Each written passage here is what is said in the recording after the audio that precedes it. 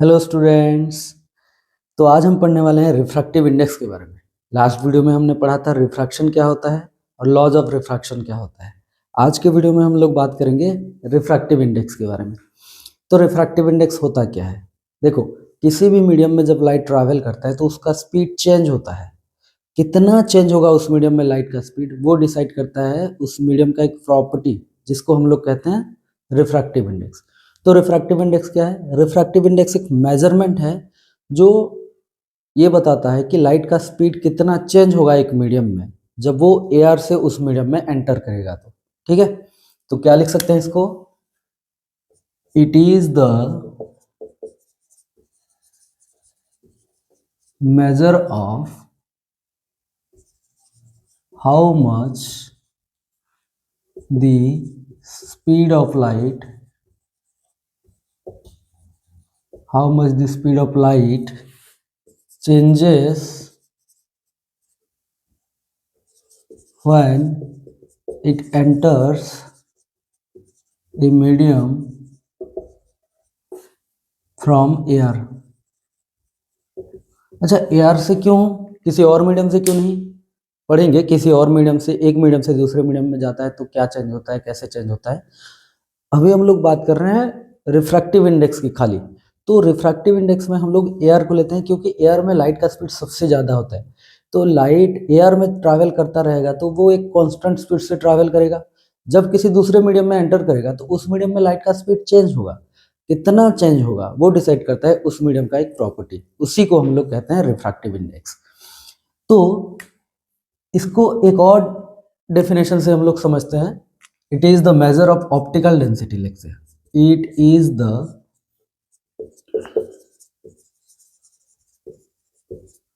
measure of optical density of a medium। ये भी हम लोग लिखते हैं। ऑप्टिकल डेंसिटी क्या होता है? देखो, रिफ्रैक्टिव इंडेक्स एक टर्म है, ऑप्टिकल डेंसिटी एक टर्म है। इन दोनों को हमको डिटेल्स में ठीक से समझना है। ऑप्टिकल डेंसिटी क्या होता है?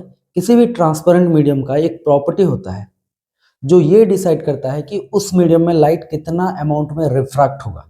ठीक है, और ये जो ऑप्टिकल डेंसिटी है ये डायरेक्टली प्रोपोर्शनल होता है रिफ्रैक्टिव इंडेक्स के। देखो, ऑप्टिकल डेंसिटी तो डिसाइड करता है कि एक मीडियम में लाइट कितना अमाउंट में रिफ्रैक्ट होगा। रिफ्रैक्टिव इंडेक्स डिसाइड करता है कि लाइट कितना ज़्यादा, मतलब कितना स्पीड में ट्रैवल करेगा उस मीडियम में। ठीक है, तो ये जो ऑप्टिकल डेंसिटी होता है वो डायरेक्टली प्रोपोर्शनल होता है रिफ्रैक्टिव इंडेक्स के। मतलब रिफ्रैक्टिव इंडेक्स का जो वैल्यू होगा वो जितना ज़्यादा होगा उस मीडियम का ऑप्टिकल डेंसिटी उतना ज़्यादा होगा। ठीक है, तो ये जो रिफ्रैक्टिव इंडेक्स है इसको हम लोग दो टाइप में पढ़ेंगे। एक एब्सोल्यूट रिफ्रैक्टिव इंडेक्स,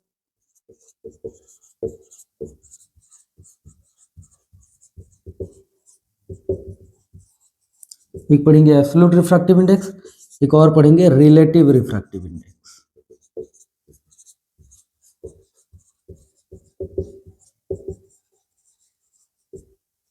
ये दो हम लोग पढ़ेंगे। तो सबसे पहले हम लोग पढ़ते हैं एब्सोल्यूट रिफ्रैक्टिव इंडेक्स के बारे में। बेटा इसको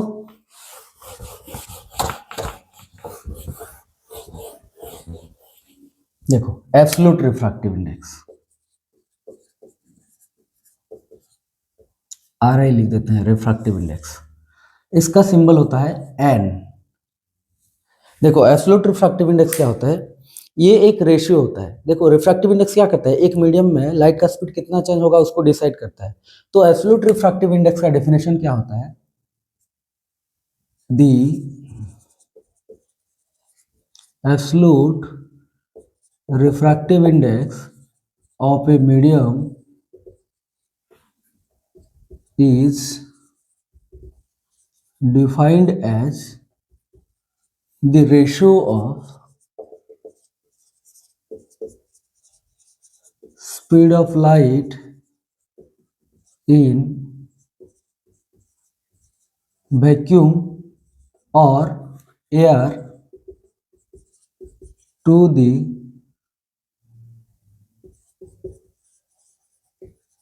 speed of light in the medium. मतलब ये क्या कहता है? एब्सोल्यूट रिफ्रैक्टिव इंडेक्स को एन से लिखते हैं। एन इक्वल्स टू क्या होगा, speed of light in air और वैक्यूम।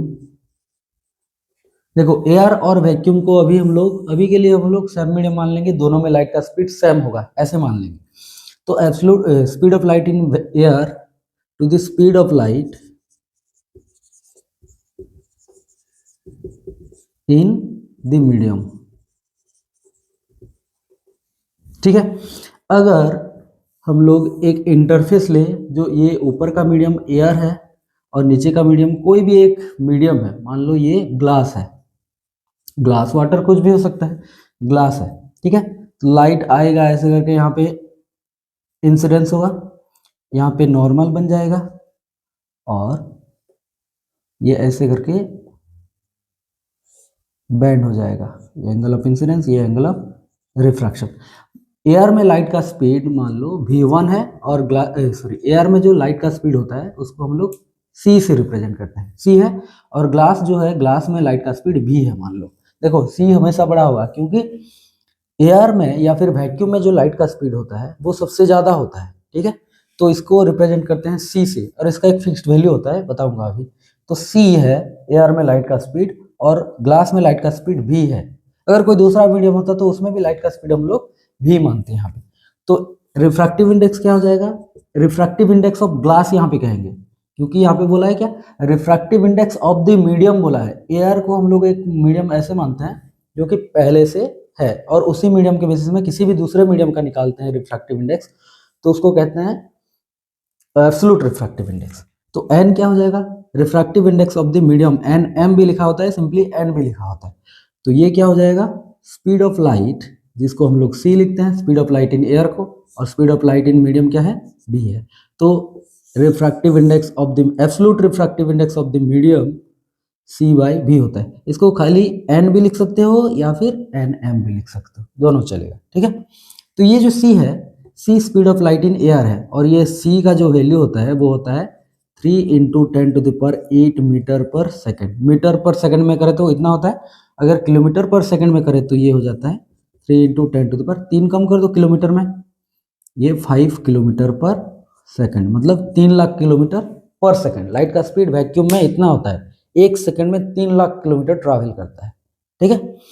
अब एक बात बताओ, ये जो सी है, सी का जो वैल्यू है वो v के वैल्यू से हमेशा बड़ा होगा, क्योंकि लाइट का स्पीड एयर में सबसे ज़्यादा होता है, एयर और वैक्यूम में ज़्यादा होता है, तो c का वैल्यू सबसे बड़ा होगा, v से तो बड़ा ही होगा हमेशा। तो c न्यूमरेटर में है, v डिनोमिनेटर में है, ये बड़ा वाला वैल्यू है, ये छोटा वाला वैल्यू है, तो इसका जो रेशियो आएगा वो हमेशा 1 से ज़्यादा आएगा। तो किसी भी मीडियम का रिफ्रैक्टिव इंडेक्स जो होगा वो हमेशा 1 से ज़्यादा होना चाहिए। एयर का जो रिफ्रैक्टिव इंडेक्स होता है उसको हम लोग 1 लेते हैं, तो किसी और मीडियम का रिफ्रैक्टिव इंडेक्स हमेशा 1 से ज़्यादा होना चाहिए। इसीलिए तो एयर में लाइट का स्पीड ज़्यादा होता है, क्योंकि इसका रिफ्रैक्टिव इंडेक्स कम होता है, और किसी भी मीडियम का रिफ्रैक्टिव इंडेक्स एयर से ज़्यादा होता है, इसीलिए उस किसी भी मीडियम में लाइट का स्पीड घट जाता है एयर के कंपैरिजन में। और ये जो रिफ्रैक्टिव इंडेक्स है, ये एक रेशियो है, देखो ऊपर में भी स्पीड है, नीचे में भी स्पीड है, तो स्पीड का यूनिट अगर देखें तो सी का जो होगा यूनिट होगा वो भी मीटर पर सेकंड में होगा, और भी जो वेलोसिटी है उसका भी यूनिट मीटर पर सेकंड में होगा। तो मीटर पर सेकंड से मीटर पर सेकंड कैंसिल हो गया, तो ये क्या आ गया, एक नंबर आ रहा है, मतलब एक प्योर नंबर आ रहा है, इसका यूनिट कोई भी नहीं है, ठीक है। तो यहाँ पे लिख सकते हैं refractive index is a pure number, pure number, it has no unit, इसका कोई यूनिट नहीं होता, ठीक है। तो ये हो गया एब्सोल्यूट रिफ्रैक्टिव इंडेक्स। अब बात करते हैं रिलेटिव रिफ्रैक्टिव इंडेक्स की।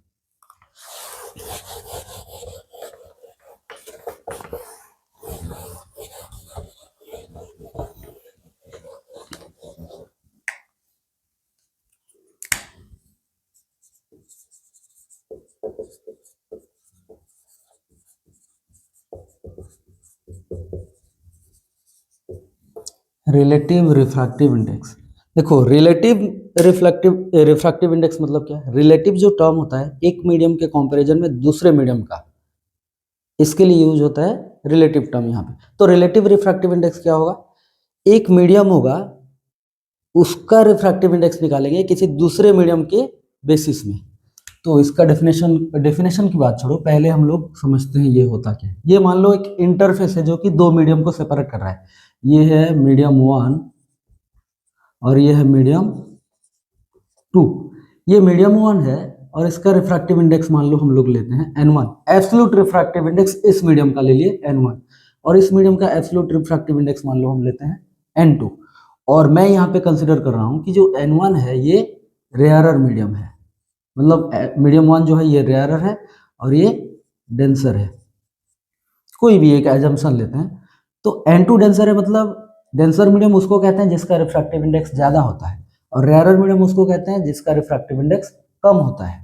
तो यहाँ पे हम लोग लिख सकते हैं n2 ज़्यादा है n1 से, इसीलिए तो n2 डेंसर मीडियम है और n1 रेयरर मीडियम है। तो मान लो एक लाइट यहाँ से ऐसे आके यहाँ पे इंसिडेंट हुआ, यहाँ पे हम लोग ने बनाया एक नॉर्मल, ठीक है, ये है एंगल ऑफ इंसिडेंस आई और ये रेयरर मीडियम से डेंसर में जा रहा है तो ये बैंड होगा, अच्छा ज़्यादा बैंड हो गया, ये बैंड होगा नॉर्मल की तरफ। ये है एंगल ऑफ रिफ्रैक्शन आर, ठीक है। अब इसमें कुछ लाइट का स्पीड होगा, उसको हम लोग मान लेते हैं v1 और इसमें लाइट का कुछ स्पीड होगा जिसको हम लोग मान लेते हैं v2। एयर के कंपैरिजन में हम लोग जब लिखते थे तो क्या लिखते थे? एयर मीडियम में लाइट का स्पीड c लिखते थे और मीडियम में उसका स्पीड v लिखते थे, ठीक है। अभी यहाँ पे दो मीडियम है अलग अलग, यहाँ पे कोई भी मीडियम एयर नहीं है, ये एक मीडियम 1 है जिसका कुछ डेंसिटी है, एयर नहीं है लेकिन ऑप्टिकल डेंसिटी है। ये कोई और मीडियम है जिसका ऑप्टिकल डेंसिटी कुछ है जो कि एयर नहीं है, ठीक है। तो इसका एब्सोल्यूट रिफ्रैक्टिव इंडेक्स n1 लिए है, इसका एब्सोल्यूट रिफ्रैक्टिव इंडेक्स n2 लिए है। n1 मतलब फर्स्ट मीडियम वाला, फर्स्ट मीडियम में लाइट का स्पीड v1 है और सेकंड मीडियम में लाइट का स्पीड v2 है। रिलेटिव रिफ्रैक्टिव इंडेक्स हम लोग मीडियम 2 का भी निकाल सकते हैं, 1 का भी निकाल सकते हैं, क्योंकि 2 का निकालेंगे तो 1 के बेसिस में निकालेंगे, 1 का निकालेंगे तो 2 के बेसिस में निकालेंगे। लेकिन यहाँ पे जो एब्सोल्यूट रिफ्रैक्टिव इंडेक्स होता है उसको हम लोग कैसे निकालते हैं? जिस मीडियम में लाइट जा रहा होता है उसका निकालते हैं, मतलब रिफ्रैक्टेड रे जिस मीडियम में ट्रैवल करता है वो मीडियम 2 है, तो यहाँ पे मीडियम 2 का रिफ्रैक्टिव इंडेक्स निकालेंगे। और उसको कैसे पढ़ते हैं? देखो इसको पढ़ते हैं relative refractive index of second medium with respect to the first medium is defined as, इसका डेफिनेशन ही लिख देते हैं एक साथ, is defined as the ratio of speed of light in first medium to the speed of light in second medium, ठीक है। तो ये क्या कहता है और इसको लिखते कैसे हैं? Relative refractive index of second medium with respect to first medium, इसको लिखते हैं ऐसे, refractive index of second medium with respect to first medium, इसको ऐसे लिखा जाता है। या फिर एक और तरीके से लिखते हैं ऐसे, और लिख देते हैं, और refractive index of second medium with respect to first medium, और एक तरीके से लिखते हैं refractive index of second medium with respect to first medium. मतलब जो जिस मीडियम में लाइट जा रहा है, मतलब जिस मीडियम का रिफ्रैक्टिव इंडेक्स निकालना है उसको n के पास n के सबस्क्रिप्ट में लिखा जाता है। हर हमेशा देखो ये 1 का पोजीशन चेंज हुआ है, बस 2 का पोजीशन तो वही है, क्योंकि हम लोग रिफ्रैक्टिव इंडेक्स किसका निकाल रहे हैं? 2 सेकेंड मीडियम का। तो ये 2 हमेशा n के सबस्क्रिप्ट में रहेगा यहीं पास में, देखो उसका हम लोग निकालते हैं। तो इसको लिखने का तरीका ये होता है, तीनों, कुछ एनसीईआरटी में ये दिया है, कुछ बुक्स में ये दिया गया होता है, कुछ बुक्स में ये दिया गया होता है, तो कंफ्यूज ना हो इसलिए मैंने तीनों बता दिया। तो इसको पढ़ते हैं relative refractive index of second medium with respect to first, इसको भी कह सकते हैं ऐसे, relative refractive index of second medium with respect to first, इसको भी ऐसे पढ़ सकते हैं, relative refractive index of second medium with respect to first. और ये डेफिनेशन क्या होता है इसका? Refractive index of second medium with respect to first मतलब क्या होता है, speed of light in medium one divided by speed of light in medium two. देखो यही तो डेफिनेशन है, ratio of speed of light in first medium to the speed of light in second medium.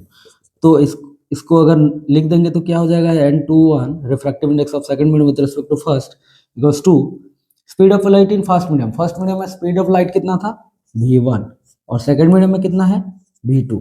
तो ये हो गया इसका formula. मतलब refractive index of second medium with respect to first क्या होता है, v1/v2। अगर उल्टा निकालें तो क्या होगा, refractive index of first medium with respect to second करें तो ये उल्टा हो जाएगा, v2/v1 हो जाएगा, बस जस्ट उल्टा हो जाएगा। ठीक है, तो ये है इसका फॉर्मूला। अच्छा, अगर आगे और इसको बढ़ा के लेके जाएं तो v1 इस मीडियम का स्पीड है, इस मीडियम का एब्सोल्यूट रिफ्रैक्टिव इंडेक्स है n1, इस मीडियम में लाइट का स्पीड v2 है और जिस मीडियम का एब्सोल्यूट रिफ्रैक्टिव इंडेक्स है n2। तो क्या मैं इसको ऐसे भी लिख सकता हूं, n21 इक्वल्स टू ऊपर नीचे मैं c मल्टीप्लाई कर दूं तो ये हो जाएगा cv1 डिवाइडेड बाय cv2, ये हो जाएगा।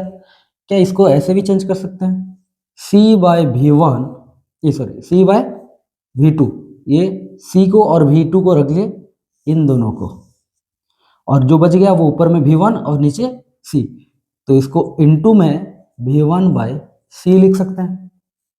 अगर ऐसे लिख सकते हैं तो क्या इसको ऐसे भी लिख सकते हैं, c/v2 डिवाइडेड बाय c/v1। अरे जब डिवीजन होता है तो साइन चेंज करके हम लोग इसको उल्टा कर देते हैं, तो ये इनटू है तो डिवीजन का साइन लगा के इसको उल्टा कर सकते हैं ना। जैसे मैं अगर बात करूं, ऐसे होता है 2 divided by 5 whole divided by 3/4 है, दो डिवीजन है ऐसा, तो इसको क्या हम लोग ऐसे लिख सकते हैं 2 डिवाइडेड बाय 5 इंटू इसको उल्टा करके 4 डिवाइडेड बाय 3 लिख सकते हैं। तो अभी जो है वो इस फॉर्म में है, इस फॉर्म में, इसको ऐसे भी लिख सकते हैं, तो इसको तो ऐसे ही करें, मतलब क्या करें हम लोग, ये डिवीजन लगा दिए, अगर डिवीजन ना लगाते तो ये ऐसा होता c/v2 डिवाइडेड बाय c/v1। तो ये क्या हो जाएगा, n21 इक्वल्स टू c/v2 क्या है, c/v2 देखो absolute refractive index n equals to होता है c/v, तो n1 क्या हो जाएगा c/v1 होगा, क्योंकि लाइट का स्पीड तो चेंज नहीं होता एयर में, c जो वैल्यू है वो फिक्स रहता है, और n2 क्या हो जाएगा c/v2, तो c/v1 की जगह मैं n1 लिख सकता हूँ और c/v2 की जगह मैं n2 लिख सकता हूँ। तो यहाँ पे c/v2 की जगह मैं लिख सकता हूँ n2 डिवाइडेड बाय c/v1 की जगह n1। तो क्या ये भी एक फॉर्मूला हो गया, मतलब relative refractive index of second medium with respect to first equals to absolute refractive index of second medium divided by absolute refractive index of first medium. ये भी फॉर्मूला बन गया। ठीक है, तो छाप लो ये दोनों।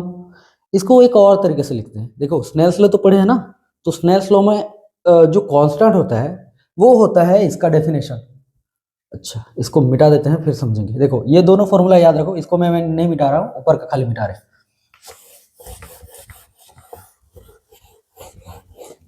तो अकॉर्डिंग टू स्नेल्स लॉ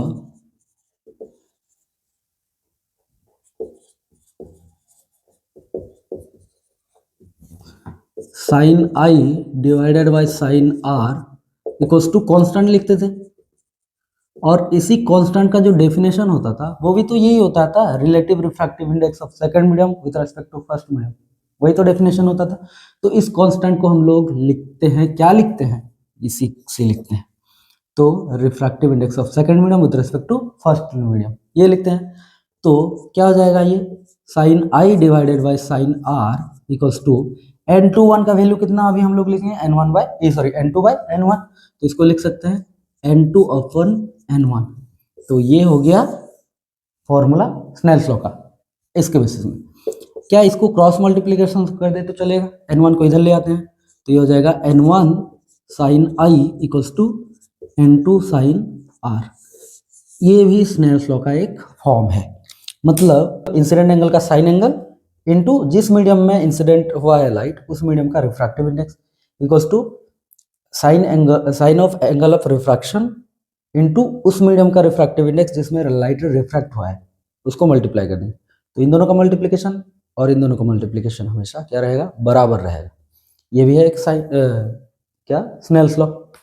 तो ये चार फॉर्मूला हो गए, तीन फॉर्मूला हो गए खास करके refractive index of second medium with respect to first v1/v2 होता है, n2/n1 होता है और sin i/sin r होता है। तो हम लोग क्या लिख सकते हैं इसको, refractive index of second medium with respect to first equals to v1/v2 equals to n2/n1।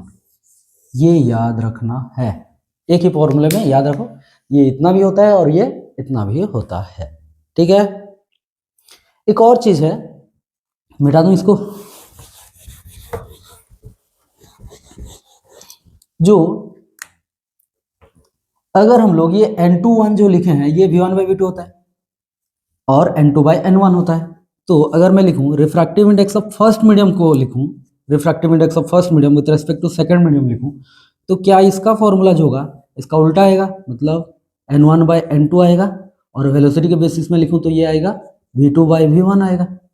ठीक है, इन दोनों को मैं अगर मल्टीप्लाई करूं तो क्या होगा, refractive index of second medium with respect to first into refractive index of first medium with respect to second. तो क्या होगा, इसका वैल्यू कितना होता है, मैं मान लो ये वाला वैल्यू लिख रहा हूं यहाँ पे।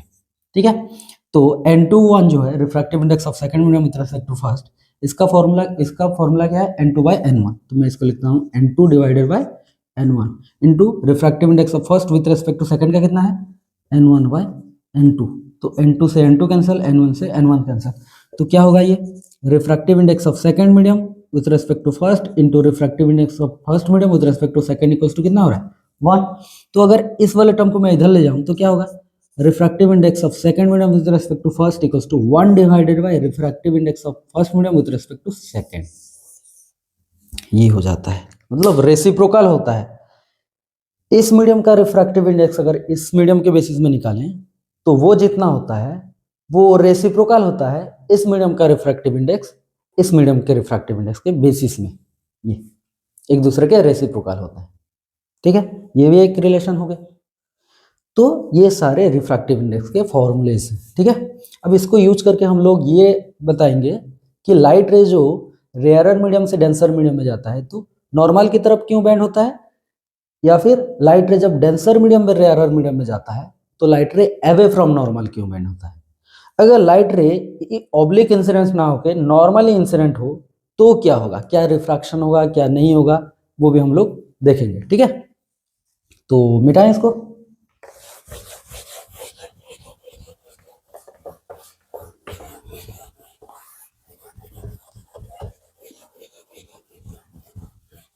तो अब समझते हैं लाइट रे जब रेयरर मीडियम से डेंसर में जाता है तो नॉर्मल की तरफ क्यों बेंड होता है, और लाइट रे डेंसर मीडियम में रेयरर मीडियम में जाता है तो नॉर्मल से दूर क्यों बेंड होता है। देखो, why light ray bend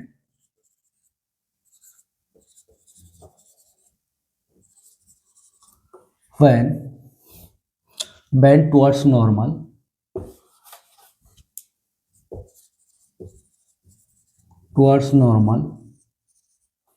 when it travel from rarer to denser medium denser or bends away from normal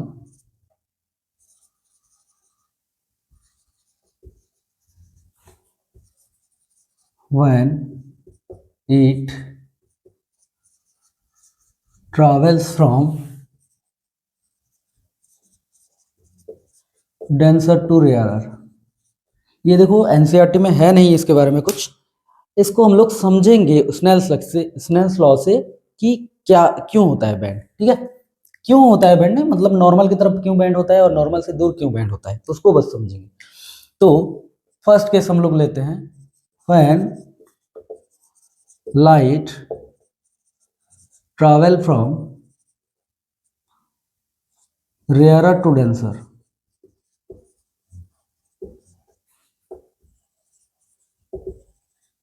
rarer to denser medium, जब लाइट रेयरर से डेंसर मीडियम में जाता है तो क्या होता है, क्यों बैंड होता है नॉर्मल की तरफ, उसको समझते हैं। मान लो ये एक इंटरफेस ले लेते हैं, इसमें ये वाला ऊपर का जो मीडियम है इसका रिफ्रैक्टिव इंडेक्स n1 ले लेते हैं और इसका रिफ्रैक्टिव इंडेक्स n2 ले लेते हैं, ठीक है। और इसको हम लोग रेयरर मीडियम मान लेते हैं और इसको मान लेते हैं डेंसर मीडियम, ठीक है। तो लाइट रेयरर से डेंसर में आ रहा है तो ऑब्वियसली ऐसे आके यहाँ पे इंसिडेंट होगा। तो यहाँ पे अगर एक नॉर्मल बना दिया जाए तो लाइट रे ऐसे करके बेंड होगा, आई ये है आर, तो angle of incidence angle of refraction से ज्यादा होगा।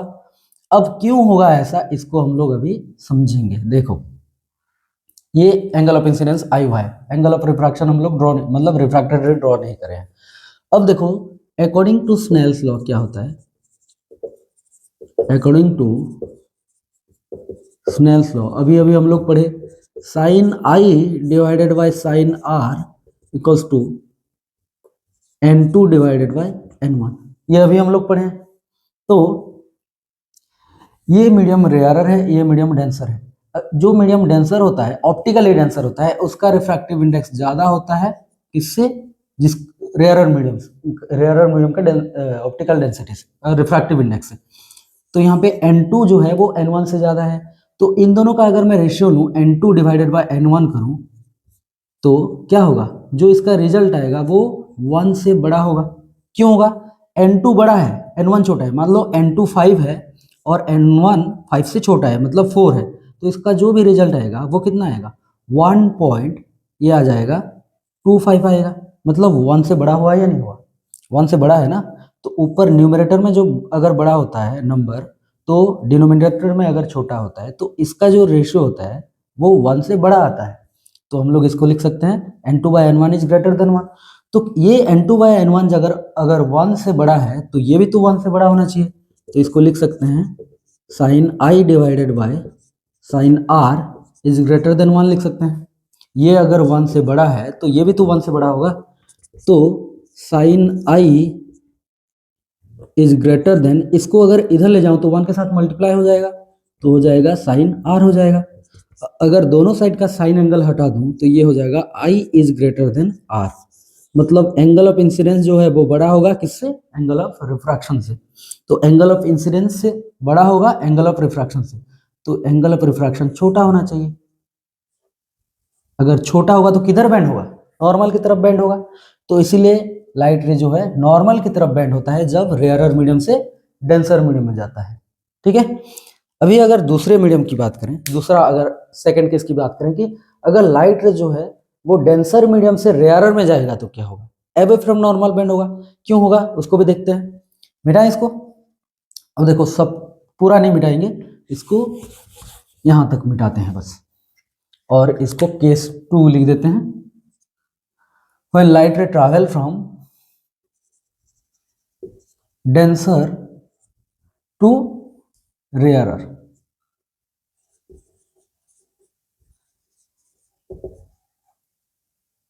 rarer medium। अब ये डायग्राम मिटाना पड़ेगा, मिटा देते हैं इसको। देखो ये इंटरफेस था, अभी हम लोग ऊपर का जो मीडियम है इसको हम लोग डेंसर मीडियम मान लेते हैं। डेंसर मतलब ये नीचे का जो मीडियम है ये रेयर है। अच्छा ये क्यों बना रहे हैं हम लोग, इसका रिफ्रैक्टिव इंडेक्स n2 ले लेते हैं, इसका रिफ्रैक्टिव इंडेक्स n1 ले लेते हैं। अच्छा ऐसा जरूरी नहीं है कि हम लोग डेंसर मीडियम को ही n2 मानेंगे, n1 भी ले सकते हैं, कोई प्रॉब्लम नहीं। ऊपर में मान लो डेंसर मीडियम है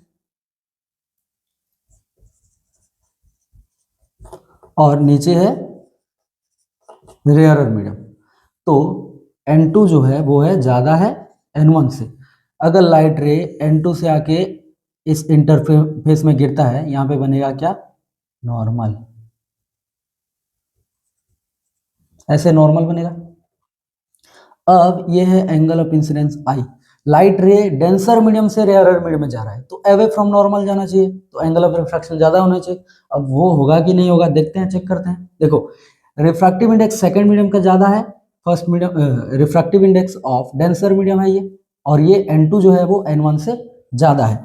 तो लाइट रे जा रहा है सेकंड मतलब N1 मीडियम में, N1 जो है इधर जा रहा है, तो इस मीडियम का रिफ्रैक्टिव इंडेक्स इसके बेसिस में लिखेंगे। तो स्नेल्स लॉ थोड़ा चेंज हो जाएगा। स्नेल्स लॉ क्या होगा, sine I divided by sine are equals to ये हो जाएगा N1 डिवाइडेड बाई N2। अब ऐसा क्यों, देखो जिस मीडियम में लाइट जा रहा होता है उसको ऊपर में लिखते हैं ना, तो ये लाइट रे किधर कौन से मीडियम में जा रहा है, N2 में जा रहा है, मतलब रिफ्रैक्टेड रे जो होगा उस मीडियम का रिफ्रैक्टिव इंडेक्स यहाँ पे लिखते हैं, और नीचे लिखते हैं जिस मीडियम में इंसिडेंट रे आ रहा है उसका। तो ये हो जाएगा N1 अपन N2। तो इसको मैं N1 डिवाइडेड बाय N2 करूं तो क्या रहेगा, N1 मतलब क्या है, N1 मतलब रेयरर मीडियम, मतलब N1 का वैल्यू जो है वो है छोटा है और N2 का वैल्यू बड़ा है। तो न्यूमरेटर में छोटा वाला नंबर, डिनोमिनेटर में बड़ा वाला नंबर, इसका जो रिजल्ट आएगा वो लेस देन 1 आएगा। मतलब न्यूमरेटर में ले लो 4 ले लो और डिनोमिनेटर में 5 ले लो, तो इसका वैल्यू कितना हो जाएगा, न्यूमरेटर का छोटा वैल्यू डिनोमिनेटर का बड़ा वैल्यू, तो इसका रिजल्ट कितना होता है 0 पॉइंट, ये आ जाएगा 8 आ जाएगा। ठीक है, तो ये 1 से छोटा है ना, तो क्या मैं लिख सकता हूँ N1 बाय N2 जो है वो लेस देन 1, तो N1 बाय N2 कितना आएगा, लेस देन 1 आएगा। तो sine I divided by sine R जो आएगा ये भी लेस देन 1 आना चाहिए। ये अगर लेस देन 1 है तो ये भी इसके बराबर है ना, तो ये छोटा है 1 से। तो साइन आई इक्वल्स टू क्या होगा, इसको इधर ले जाओ, इक्वल्स टू नहीं सॉरी, लेस देन, इसको इधर ले जाएं तो 1 के साथ मल्टीप्लाई होकर ये हो जाएगा साइन आर। तो अगर दोनों साइड का साइन एंगल हटा दूं तो I is less than are होगा। अब यहाँ पे देखो आई आर से छोटा हो रहा है, कब, लाइट जब डेंसर मीडियम से रेयर मीडियम में जा रहा है, तो आई छोटा होना चाहिए, आर बड़ा होना चाहिए। आर बड़ा होने के लिए लाइट रे किधर बेंड होगा, अवे फ्रॉम नॉर्मल, ये है एंगल ऑफ रिफ्रैक्शन आर। अब समझे क्यों लाइट रे रेयरर से डेंसर में जाता है तो नॉर्मल की तरफ बेंड होता है, और डेंसर से रेयरर में जाता है तो क्यों अवे फ्रॉम नॉर्मल बेंड होता है, इसके कारण। ठीक है, तो समझ में आ गया। अब एक और केस है, देखो अगर light ray when light ray travel from denser medium to rarer medium, ये जो पहला केस या फिर और दूसरा केस हम लोग लिए थे, इसमें लाइट रे को ऑब्लिकली इंसिडेंट कराए थे। अभी अगर नॉर्मल इंसिडेंट कराएं तो क्या होगा, when light ray travel from denser to rarer हो या फिर rarer to denser हो, when light ray travel normally, when light ray incident normally लिख देते हैं।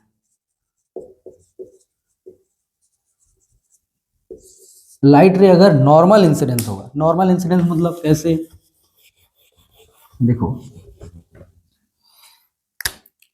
ये एक इंटरफेस है, ये फर्स्ट मीडियम, रेयर ले लेते हैं फर्स्ट मीडियम को, और ये सेकंड मीडियम, इसको डेंसर ले लेते हैं।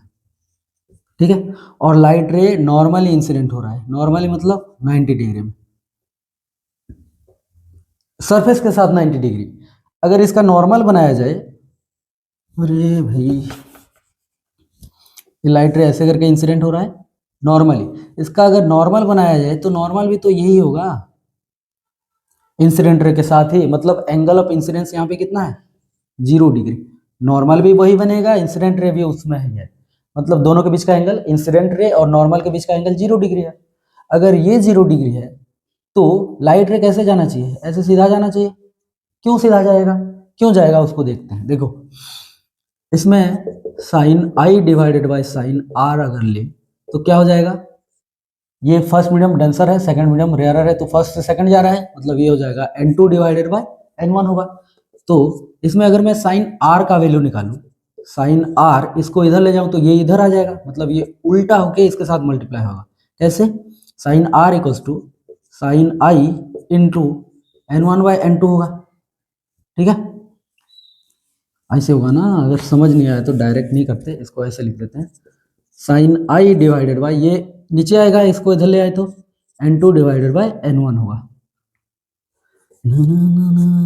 एन ऐसे, और इसको इधर ले जाते हैं तो ये हो जाएगा साइन आर। मतलब मैं लिख सकता हूँ साइन आर को पहले लिख रहा हूँ, तो अगर इसको पहले लिखूँ तो क्या होगा, ये N1 ऊपर जाएगा तो ये हो जाएगा N1 divided by N2 into sine I होगा। और यहाँ पे साइन आई कितना है, N1 by N2 into sine आई कितना है 0 डिग्री, तो साइन 0 डिग्री, और साइन 0 डिग्री का वैल्यू होता है 0। ट्रिग्नोमेट्री में इसको पढ़ोगे, साइन 0 डिग्री का वैल्यू कितना होता है जीरो होता है। तो साइन आर जो हो गया वो, ये अगर जीरो हो गया तो ये पूरा टर्म राइट का जीरो हो गया। मतलब साइन आर अगर जीरो हो गया तो आर का वैल्यू कितना होना चाहिए, जीरो होना चाहिए। आर मतलब यहाँ पे एंगल, एंगल कितना होगा तो ये साइन का वैल्यू जीरो होगा। आर के जगह पे कितना लिखेंगे तो ये जीरो होगा। देखो साइन आर है तो आर के जगह अगर 0 डिग्री हो गया तो आर का वैल्यू जीरो अगर हो गया तो साइन जीरो जीरो हो जाएगा। मतलब आर जो है वो कितना है, जीरो है, 0 डिग्री है। तो यहाँ पे आई अगर जीरो तो देन आर भी कितना हो रहा है, जीरो हो रहा है। मतलब लाइट रे अगर 0 डिग्री पे इंसिडेंट हो रहा है तो वो जाएगा ऐसे सीधा, कहीं पे भी बेंड नहीं होने वाला। नॉर्मली कोई लाइट इंसिडेंट करता है तो वो सीधा सीधा पास करता है। तो क्या यहाँ पे रिफ्रैक्शन नहीं हो रहा है, हो रहा है। देखो हम लोग रिफ्रैक्शन का डेफिनेशन जो लिखते हैं वो क्या लिखते हैं, the bending of light ray while travelling from one medium to another medium obliquely, वो डेफिनेशन लिखते हैं। तो क्या लाइट रे बैंड होगा तब जाकर रिफ्रैक्शन होगा, नहीं, रिफ्रैक्शन होगा इसीलिए लाइट रे बैंड होता है। बेंडिंग के लिए रिफ्रैक्शन नहीं है, रिफ्रैक्शन के लिए बेंडिंग है। तो यहाँ पे भी रिफ्रैक्शन हो रहा है। कुछ बुक्स में होते हैं कि रिफ्रैक्शन नहीं हो रहा है, बोलता है नहीं, रिफ्रैक्शन होता है। रिफ्रैक्शन मतलब लाइट एक मीडियम से दूसरे मीडियम में जाना होता है। अब रिफ्रैक्शन के लिए बेंडिंग होता है, बेंडिंग के लिए रिफ्रैक्शन नहीं होता। तो इसलिए यहाँ पे भी रिफ्रैक्शन हो रहा है। ठीक है, तो लाइट रे फर्स्ट मीडियम, इस मीडियम से इस मीडियम में जब नॉर्मली जाता है तो सीधा सीधा जाएगा, बैंड नहीं होगा। अगर लाइट रे डेंसर से रेयरर में जाता नॉर्मली इंसिडेंट होके तो ये भी सीधा ही जाता, बैंड नहीं होता। ठीक है, ओके, तो मिटा दें।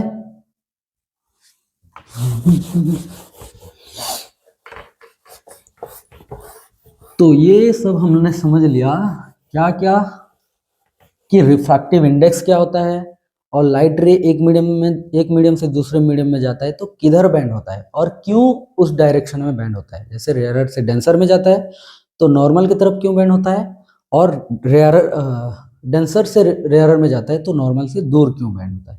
इसको हम लोग समझ लिए। अभी आज के वीडियो में इतना ही पढ़ेंगे, नेक्स्ट वीडियो में देखते हैं। ठीक है, थैंक यू।